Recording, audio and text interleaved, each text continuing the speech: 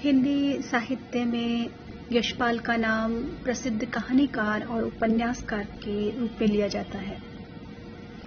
हम देखें तो इनकी अनेक कहानियां हैं, जो उपन्यास हैं, जो हिंदी साहित्य में अपना महत्वपूर्ण स्थान रखते हैं।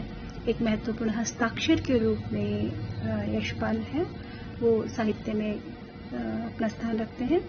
इनकी कहानी है पर्दा। आज हम उसकी समीक्षा करेंगे।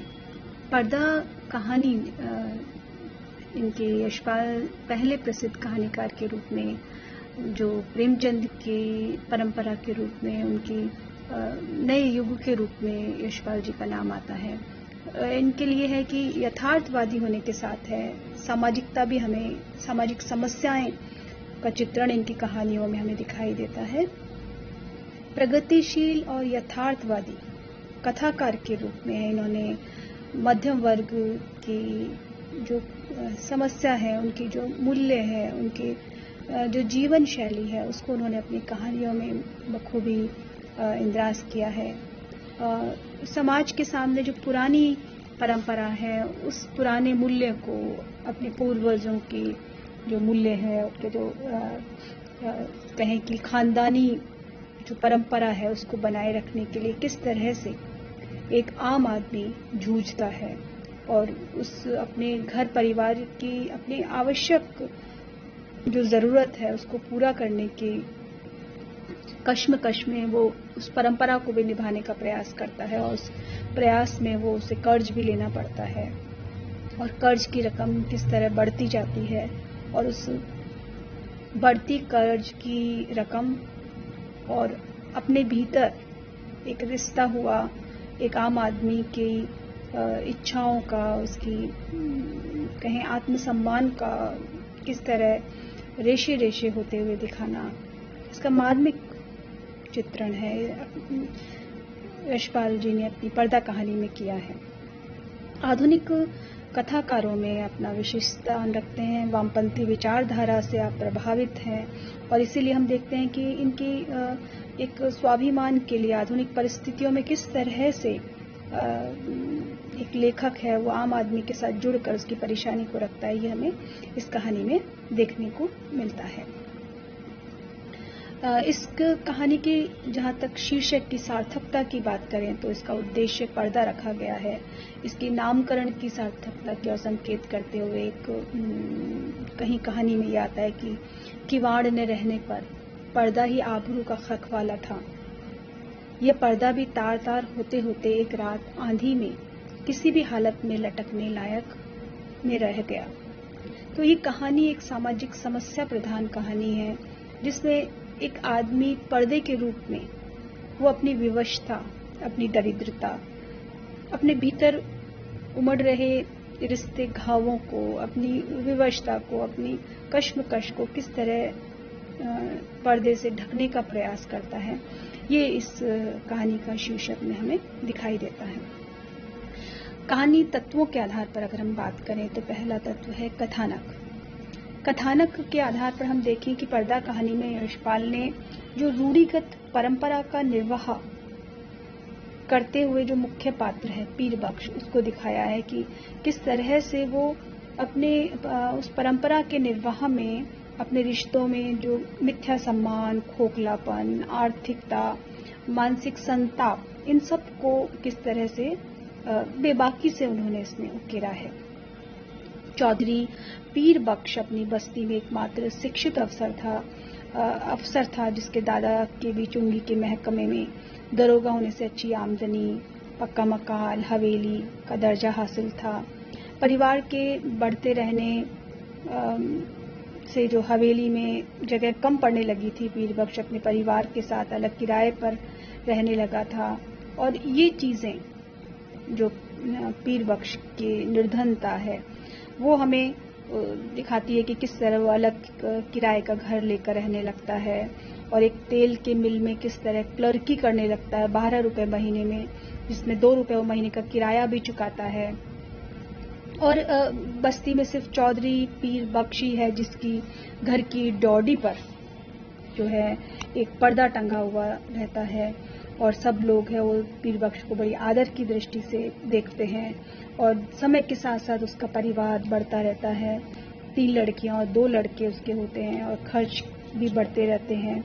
और इस ड्योढ़ी का पर्दा भी भीतर की गरीबी को ढकता रहता है। ये एक संकेत है कि किस तरह उस अंदर क्या चल रहा है, उस घर में कितनी दरिद्रता है, उसको पर्दा ढके रहता है।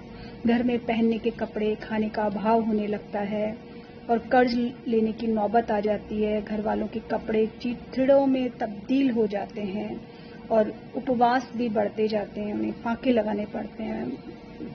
2 समय का भोजन भी वो मुहैया नहीं करा पा रहे हैं और इसी कश्मकश में घर की चीज़ें भी गिरवी रख कर उधार जो है वो चुकाने का प्रयास किया जाता है। और इसी कश्मकश में जब घर के किवाड़ तक गलने लगते हैं और पर्दा तार तार होने लगता है, तब एकमात्र जो पुश्तैनी चीज़ है पीर बख्श के पास, एक चादर, उसको वो उस दरवाजे पर पर्दे के रूप में टांग देता है। और कर्ज और सूद में जूझते चौधरी जो खान है जिससे कर्ज लिया गया है, वो बार बार आकर उसको ताकीद करता है और किस तरह से 7 तारीख से 8 से 13 रोज वो बार बार चक्कर लगाता है। और जब हम कहानी के चरम पर देखते हैं कि किस तरह खान का गुस्सा है वो 7वें आसमान पर पहुंच जाता है और वो गाली बकने लगता है, धमकी देने लगता है और गुस्से में आकर जो डोडी पर दरी का पर्दा लटका हुआ था उसको झटक देता है। और जैसे ही वो पर्दा झटकता है, उसके परिवार की जो सम्मान था, जिसको बचाए रखने की कोशिश कर रहा था, वो जैसे कि उसके जीवन की डोर थम जाती है और सब चीथड़ा चीथड़ा होकर बिखर जाता है, जमीन पर गिर जाता है, स्वयं भी वो जमीन पर गिर जाता है। और वह पर्दा ही तो घर की औरतों के शरीर का वस्त्र था। भीड़ और खान उस परिवार की नग्नता को देखकर ग्लानि से और शर्म से भर जाते हैं और चौधरी के लिए पर्दे की कोई आवश्यकता नहीं रहती है, क्योंकि जो उसकी हकीकत है वह खुलकर सबके सामने आ जाती है। तो इस तरह ये परिवार का ये मार्मिक चित्रण उन्होंने इसमें किया है। आगे हम देखें तो कथोपकथन संवाद योजना की दृष्टि से इसमें जहाँ व्यंजनात्मकता है, संवेदनात्मकता है, वर्णनात्मकता है, वो कहानी को आगे बढ़ाता है, कहानी का विकास करता है। और इसी पर्दा प्रतीक के रूप में समाज का खोखलेपन को, दिखावटी जीवन शैली को उजागर करता चलता है। जहाँ वो एक जगह कहते हैं, पैसा नहीं देने के वास्ते छिपता है। खान क्रोध में डंडा फटकार कर कह रहा था, पैसा नहीं देना तो लिया क्यों, तनख्वाह किधर में जाता। तो इस तरह के छोटे छोटे संवाद, ए मियां पैसे कहाँ हैं इस जमाने में, और उत्तर में पैसा का मोल कोड़ी नहीं रह गया, हाथ आने से पहले ही उधार चुकाने में सब उड़ गया। तो ये संवाद योजना है, वो किस तरह से आज के परिवेश को भी व्यक्त करती चलती है। जहाँ परिवेश की बात करें तो इसमें आधुनिक समाज के यथार्थ का जो यथार्थवादी चेहरा है वो इसमें पूरी तरह से उकेर कर आया है। पीर बख्श के माध्यम से जो आर्थिक संकट में एक किस तरह पिता अपने परिवार को, मुखिया अपने परिवार को पाल रहा है, किस तरह गंदी बस्ती, कच्ची बस्ती में वो घुट रहा है और किस तरह कमेटी के नल से टपकते पानी की काली धार बहती रहती है, जिसके किनारे घास उगाई है, मच्छर मक्खियाँ बादल मरते रहते हैं। तो इस तरह की जो संवाद योजना के माध्यम से जो परिवेश को घेरा गया है, कथाकार के मन में जो प्रस्फुटन है, एक आक्रोश है कि सामाजिक समस्याओं, घटनाओं के प्रति, वो इस देश काल वातावरण के माध्यम से उन्होंने उस एक गरीब आदमी के कर्ज में डूबती विवशता को पूरी व्यंग्यात्मकता और मार्मिकता के साथ उन्होंने इसमें अभिव्यक्त किया है। जहां हम देखें पात्र और चरित्र चित्रण, तो कहानी में अधिक पात्र नहीं है। पूरी कहानी का जो मुख्य पात्र है वो पीर बख्श है और दूसरे रूप में विरोधी पात्र के रूप में हम देखते हैं कि खान है, और जो मुख्य पात्र जो पीर बख्श है वो किस तरह से मामूली सी नौकरी के सहारे अपनी परंपरागत प्रतिष्ठा को बचाए रखने का प्रयास करते हैं और भूखे अंधरंगे रहकर भी पठान का कर्ज जब चुका नहीं पाते तो अपनी परिवार की व्यवस्था और झूठी शान के बीच जो झूलता हुआ उनका दयनीयता है वो पराकाष्ठा पर पहुंचती है। तो ये जो कहानीकार ने इस विवशता को, इस विषमता को उभारने का प्रयास किया है। किस तरह जो पूंजीपति है उनकी सूदखोरी का, उनकी निर्ममता का, किस तरह शोषित होते हैं वो, ये इसमें बताने का उन्होंने पूरा प्रयास किया है। जहां चौधरी पीर बख्श है वो एक बेबस और लाचार, दोनों हाथ उठाकर खुदा से जब दुआ मांगते हुए कहते हैं कि कसम खाई पैसा भी घर में नहीं, बर्तन भी नहीं, कपड़ा भी नहीं, खान चाहे तो बेशक उसकी खाल उतार कर बेच दे।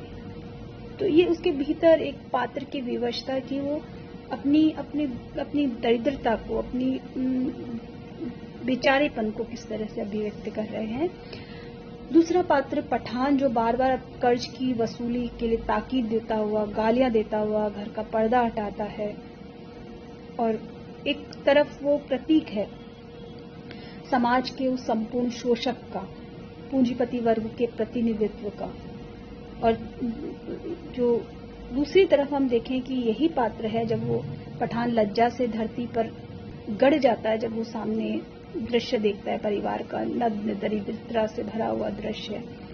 तो उसमें एक जगह ये आया है कि उस नग्न की झलक से खान की कठोरता भी पिघल जाती है। ग्लानि से थूक और पर्दे को आंगन में वापस फेंक क्रोध व निराशा में लाहौल विला कहता हुआ असफल लौट पड़ता है। तो ये जो पात्र है उसमें हम देखेंगे, साथ ही साथ अगले तत्व के रूप में भाषा शैली पर विचार करें तो पर्दा कहानी की सफलता का जो मुख्य, इसकी स्वाभाविक भाषा शैली मुख्य है, जिसने इस कहानी को इतना मार्मिक और यथार्थ बनाने में सफल रही है। जहां इसकी पृष्ठभूमि में एक मुस्लिम जीवन से संबंधित जो कथानक के माध्यम से, परिवार में जो उर्दू शब्दावली के माध्यम से उन्होंने उस परिवार के परिवेश को, उस वातावरण को, उस सामाजिक जो एक ताना बाना है उसको उन्होंने पात्र की अनुकूलता के माध्यम से इसको उन्होंने भाषा में उकेरा है। देखें कि समाज की जो व्यंग्यात्मकता है, जो सामाजिक यथार्थ को उन्होंने पूरी व्यंग्यात्मक रूप में कटु चित्र अंकित कर, जो मध्यम वर्गीय परिवार में का जो जीवन का मुखौटा है उसको खोलकर उन्होंने व्यंग्यात्मक शैली में है वो लेखक ने यहाँ रखा है। तत्कालीन समाज में जो अंध प्रतिष्ठा है वो किस तरह इस पर्दा प्रतीक के रूप में है, वो यहाँ भाव प्रतीक के रूप में यहाँ उपस्थित हुई है। जब वो भाषा शैली पर अगर हम बात करें तो पीर बख्श की जो परिस्थिति है वो उसकी विवशता को किस तरह से उन्होंने बताने का प्रयास किया है कि चौधरी बेसुध पड़े थे जब उन्हें होश आया, ड्योढ़ी का पर्दा आंगन में सामने पड़ा था, परंतु उसे उठाकर फिर से लटका देने का सामर्थ्य उनमें शेष न था। शायद अब उसकी आवश्यकता भी न रही थी। पर्दा जिस भावना का अवलंब था वह मर चुका था। तो ये पूरी तरह से कहानी शैली है वो मार्मिक रूप में यहाँ उद्घाटित हुई है। उद्देश्य की बात करें तो ये एक प्रतीकात्मक, भावात्मक प्रतीक के रूप में प्रतीकात्मक कहानी है जो हमारे समाज के खोखलेपन को बड़ी गंभीरता से और अभिव्यक्त करती है। झूठी शान में किस तरह मनुष्य है वो अपनी रूढ़िगत परंपरा को बनाए रखने का दिखावे के माध्यम से प्रयास करता है और किस तरह से अपनी उस दरिद्रता में जूझता रहता है। और इस कहानी में एक दारिद्रता और अपने यथार्थ को मिथ्या प्रतिष्ठा के सहारे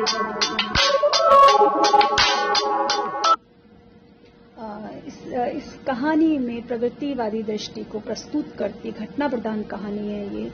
जिसमें पीठ बख्श की कथा द्वारा एक ऐसे निर्धन मध्यम वर्गीय मुस्लिम परिवार का चित्र है जो भूखमरी, नग्नता, अभाव के चक्कर में पूरी तरह पिसता हुआ अपने पारिवारिक सम्मान को सुरक्षित रखने का प्रयास करता है।